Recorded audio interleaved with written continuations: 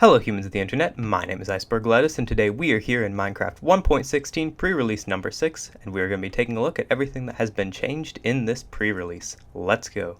First up is a small change to the warped and crimson materials, these new materials in this update, which is with their map color, which it says has been slightly tweaked. I'm not really sure what they looked like before, but there you go, that's what they look like now.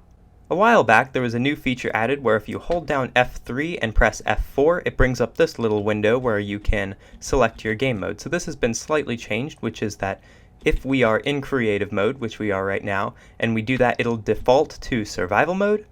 And if you are in any mode that is not creative mode, it will default to creative mode. The area of the recipe book where you can search for things now has text up here that says search.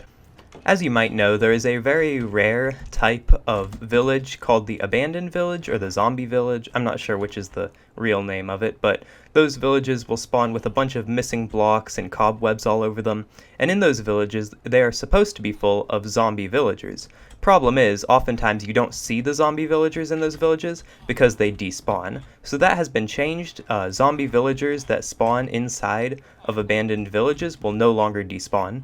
The effect of the knockback enchantment on swords has been nerfed for ravagers, so they are obviously very heavy looking creatures, and apparently before the knockback enchantment was very effective on them, way more than it really made sense to be, so now it has been greatly nerfed and it doesn't really do much at all now. In the previous snapshots there was an error where piglins would not spawn with enchanted gear, and that has been fixed, so well, I can't find any right now because they're rare, but piglins should be spawning sometimes with enchanted gear now. Baby piglins would previously not run away from wither skeletons, but as you can see now that has been fixed and they will run away very quickly. Piglins are scared of soul fire of any kind, so they will run away from stuff like soul campfires, but previously they would also run away from extinguished soul campfires even though there's, no actual fire there, so now as you can see, they are no longer scared of extinguished soul campfires. Previously, if a piglin was equipped with a shield and you tried to barter with them, they would just destroy the shield, but now the shield, as you can see, drops as an item. There is an advancement called Oh Shiny that I just got, which is to distract piglins with gold, and previously this would only work if you threw gold onto the ground, but now it has been fixed so that it will also activate if you just right-click a piglin with a gold ingot. As you can see, if we barter with a piglin, they will stand in place and investigate the golden ingot that you give them for a bit before bartering with you. But previously, they would continue to pathfind even though they weren't moving, so that has been fixed. So this piglin here has an enchanted Curse of Binding pumpkin on his head, but previously, if you tried to... Hey, get back here. So if we tried to give him a golden helmet, he would try and pick it up and wear it, but that should no longer happen because this thing is Curse of Binding. He can never take it off.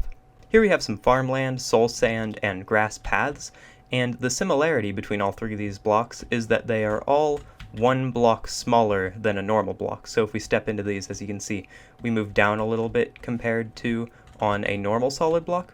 But there was an issue in the last snapshot involving all three of these blocks, which was that sometimes you would get pushed off to the side if you stood on the edge of one of these blocks, so that should no longer happen, and they seem to be working normally now. So here we have one water source block up on top of a big pillar, so all these blocks on the side here are not sources, they are flowing water.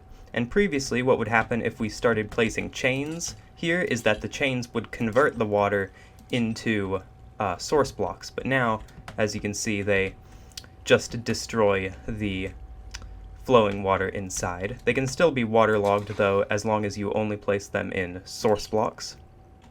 So that is just about everything in the snapshot. I hope you all enjoyed watching, and see you next time, everybody. Bye.